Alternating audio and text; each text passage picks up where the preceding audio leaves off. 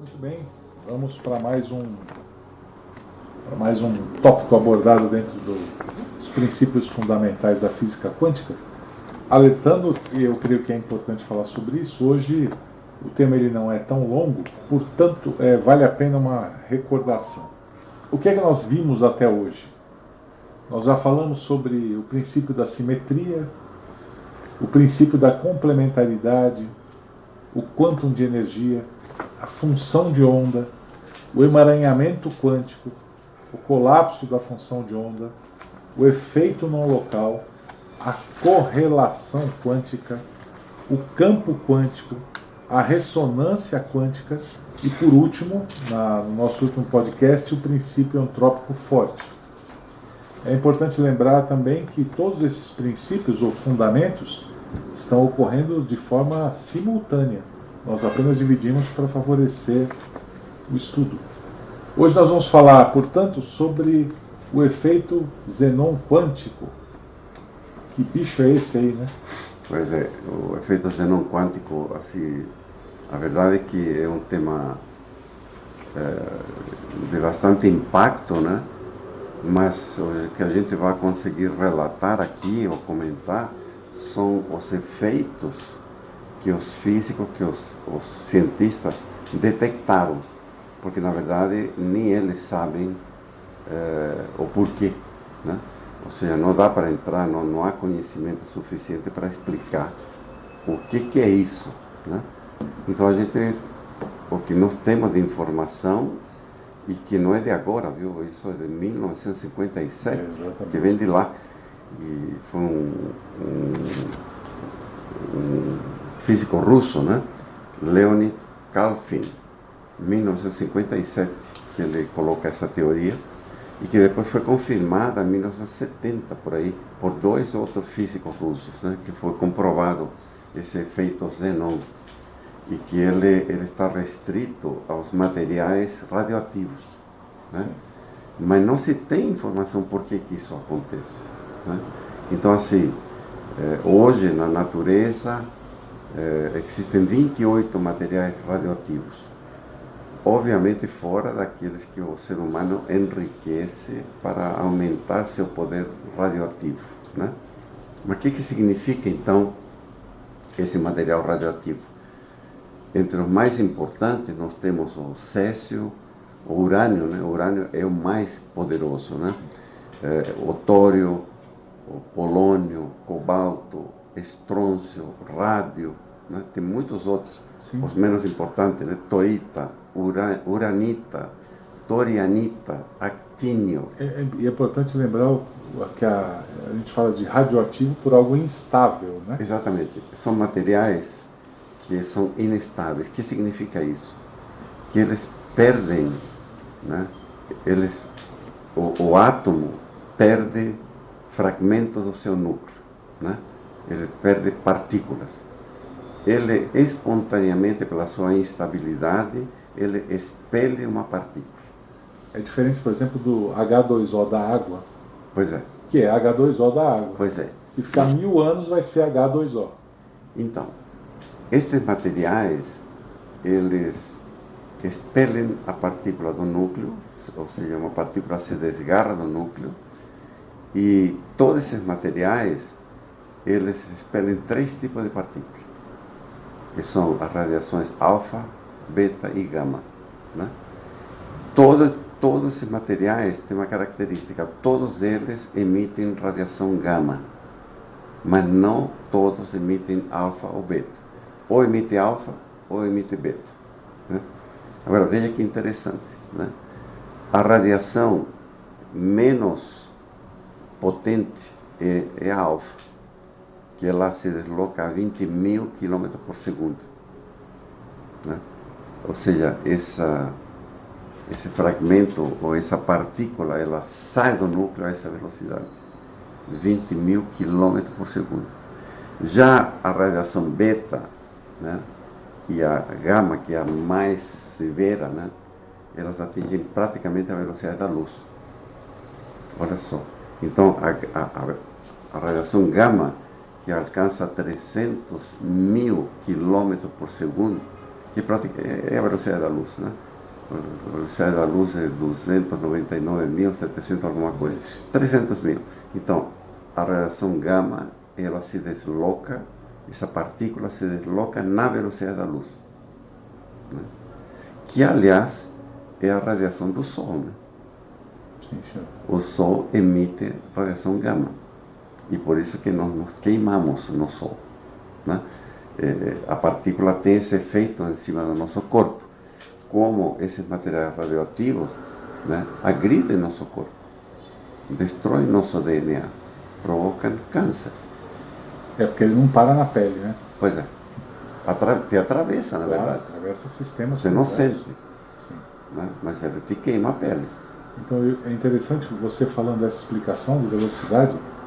Você imagina, a gente fala partícula, mas qualquer objeto que uma vez estacionado sai num pulso a 200 mil quilômetros por segundo, a energia que é despendida nesse processo. Pois é. Que força é essa, né? Nossa, é muita energia. Que material instável, né? Que o núcleo de um átomo expele uma partícula, né? A uma velocidade tão violenta. Nossa, é muito. Né? Muito. E ela percorre milhares de metros, viu? A radiação gama, se você tem um material instável, radioativo, ele atinge 100 quilômetros, pode atingir. Né? Eu já visto, por exemplo, Chernobyl, né? Que é uma cidade fantasma hoje em dia, que ainda está emitindo essa radiação. Por quê? Porque tinha urânio enriquecido para gerar energia elétrica. Né? Houve esse colapso na usina, esse material ficou exposto e ninguém chega. Vazou. Exatamente, até ele se esgotar. Quantos milhões de anos, ninguém sabe, mas um dia vai se esgotar. E aí que entra o efeito Zenon quântico. Não vamos entrar nele agora. Então, o efeito Zenon quântico ele tem várias nuances. A primeira nuance é que ele tem a ver com a radioatividade. O efeito Zenon quântico somente acontece com materiais radioativos, né? Que expele essa partícula. Muito bem.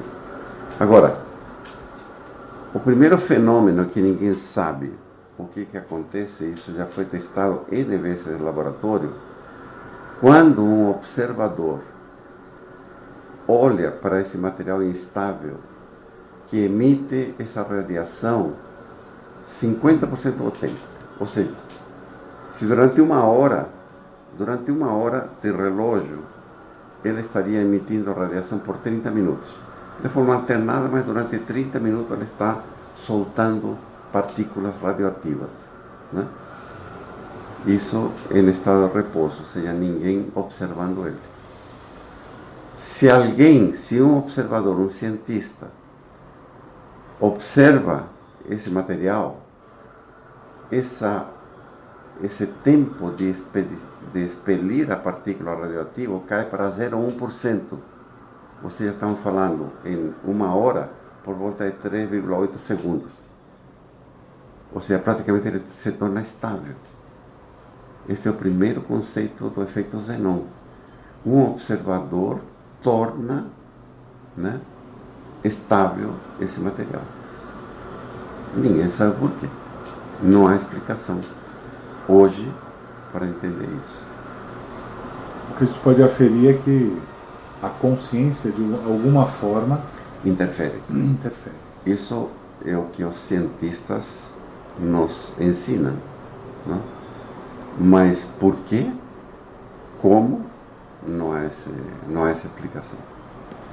O segundo fenômeno que ocorre nessa observação é o seguinte: um cientista observando quando sai uma partícula dentro desses 3,8 segundos em uma hora, né? O cara fica lá um monte de tempo até ver uma partícula. Ele observando, a partícula sai do núcleo e sai com massa. A gente sabe que a partícula está composta de uma onda energética e uma massa, né? Matéria. Quando ele está observando, essa partícula que sai, ela tem massa e onda. Assim que o cientista deixa de observar, a massa desaparece. Fica somente a onda. E aí a pergunta que eles se fizeram, e aonde que vai essa onda? Para onde vai? Né? A matéria, né? Para onde vai a matéria? Não, são duas perguntas. Para onde vai a onda e para onde vai a matéria? Sim. A conclusão que chegaram é que a matéria fica lá no material. Fica lá atrás, naquele tório, urânio que estava sendo observado. Ela fica lá. Então, como que esse material perdeu sua essência. Perdeu a onda da partícula, mas não a massa da partícula, ficou lá. Para onde vai agora a onda?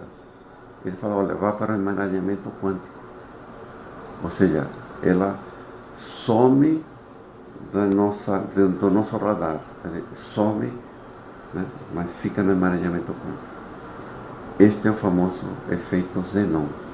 Então, se por um lado o material se degrada, e num primeiro momento sendo observado ele perde massa, quando deixa de se observar, o material não perde massa, se mantém, mas perde a sua radiação ao longo dos anos. Então, um Chernobyl, daqui sei lá quantos anos, ele vai voltar a ser estável, porque as partículas inestáveis saíram. É como se fosse um vírus que está atuando no material, né? Essa radiação é expelida, sai a essa velocidade, a onda vai para o emaranhamento quântico e a massa fica estável. A isso se chamou, né, o efeito de efeito Zenon quântico. Né? Veja, e aí chamamos a atenção a questão do foco. Eu trago isso agora para nosso plano físico, né? O poder do nosso foco.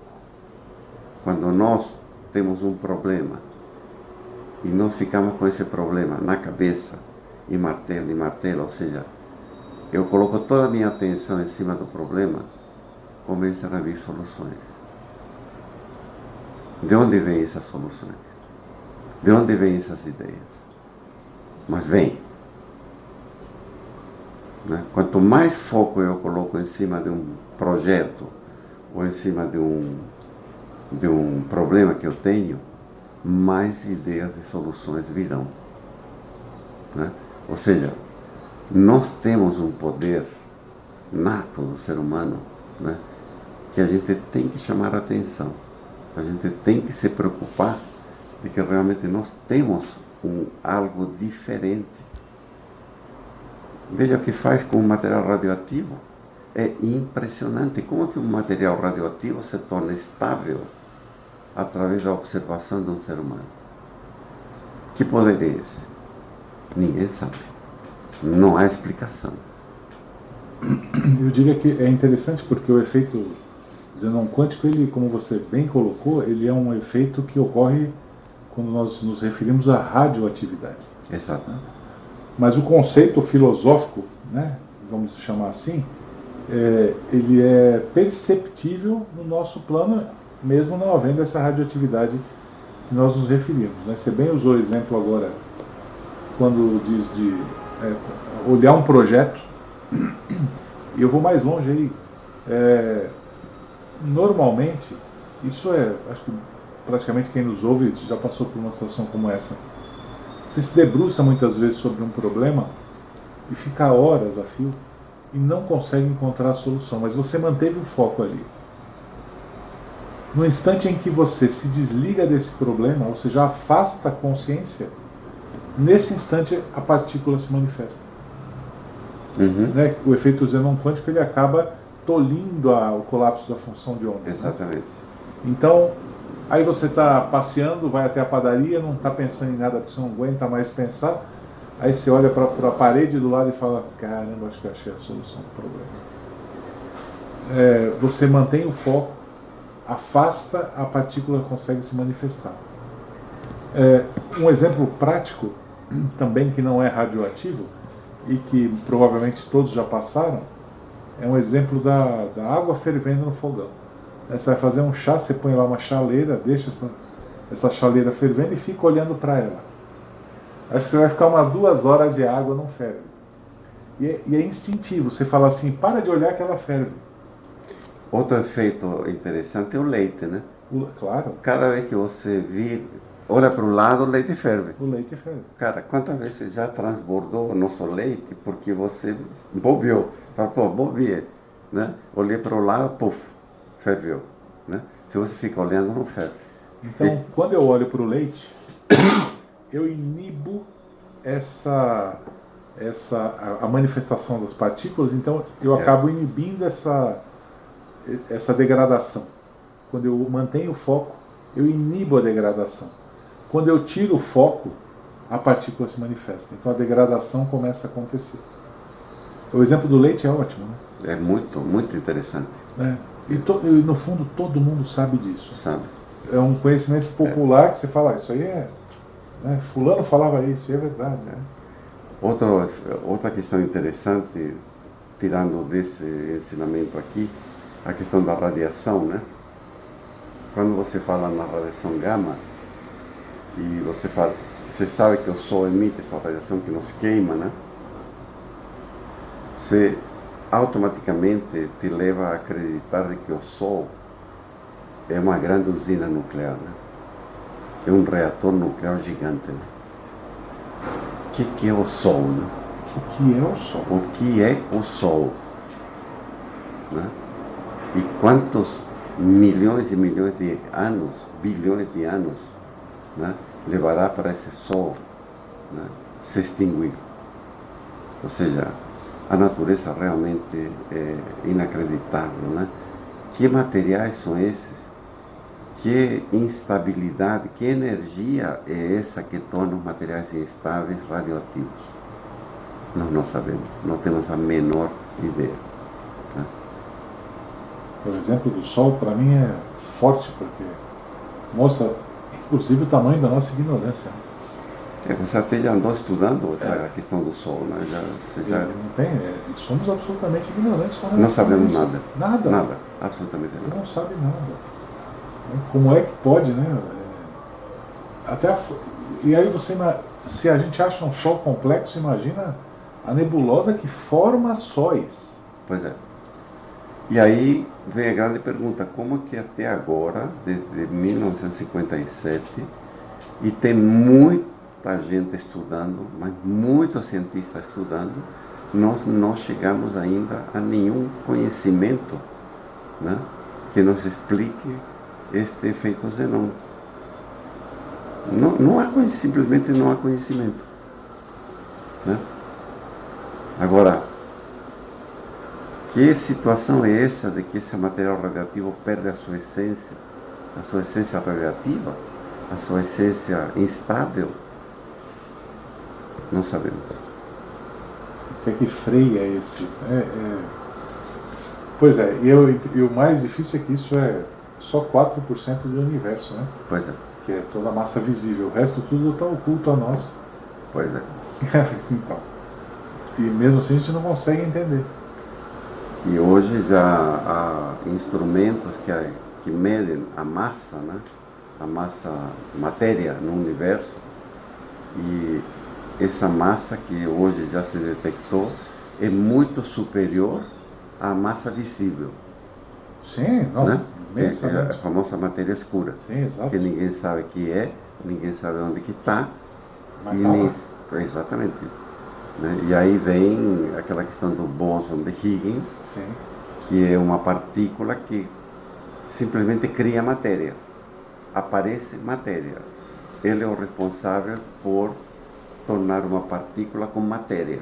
Né? Isso eles identificaram. O bóson de Higgins é aquele que se acopla a uma partícula e essa onda recebe matéria. De onde? Ninguém sabe. E quando vira onda, ninguém sabe para onde vai. Né? Provavelmente, logicamente ou intuitivamente, a gente deve ir lá para essa matéria escura. que não é visível, né? Mas já se sabe que há muita massa em relação à massa matéria visível. Muita coisa para estudar. Isso coisa vai para longe ver. aqui, isso aqui vai ser